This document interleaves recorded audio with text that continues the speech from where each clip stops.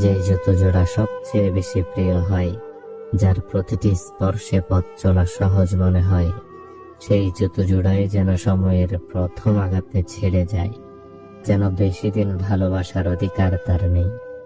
যে জামাটা আমার শরীরে মিশে যায়, যে জামাটা পরে আয়নার সামনে দাঁড়ালে নিজেকে আত্মবিশ্বাসী মনে হয়, সেই জামাটি সবার প্রথমে বিবর্ণ হতে থাকে, যেন তার রঙেও সময়ের দাগ পড়ে যায়।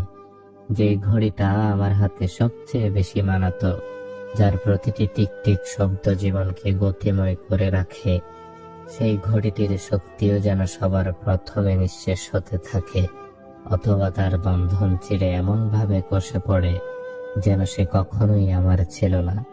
আর মানুষ, যে মানুষগুলোর অস্তিত্ব জীবনের প্রতিটি শূন্যতা পূরণ করে, যাদের উপস্থিতি শান্তির ছায়া হয়ে মাথার উপর বিরাজ করে, সেই মানুষগুলোই যেন সবার আগে হারিয়ে যায়, নয়তো থেকেও এমন ভাবে দূরে সরে যায় যেন তারা কেবল এক ম্লান স্মৃতির ছায়া, যেন এক বিস্মৃতি।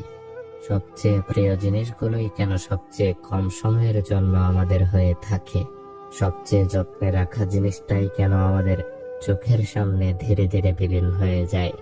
আমরা কি সত্যিই যা ভালোবাসি তা ধরে রাখতে পারি, নাকি জীবন কেবল আমাদের প্রতি পদে পদে শেখাতে চাই পৃথিবীর কোনো কিছুই চিরস্থায়ী নয়, সবকিছুই ক্ষণস্থায়ী, সবকিছুই একদিন হারিয়ে যাবে, সবকিছুই একদিন মাটির ধুলোয় মিশে যাবে।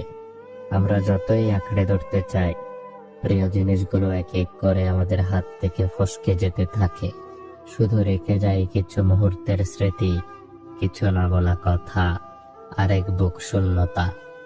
তাই যতদিন আছে যত্ন করতে শেখো, কারণ একদিন স্মৃতিচারণ ছাড়া আর কিছুই অবশিষ্ট থাকবে না।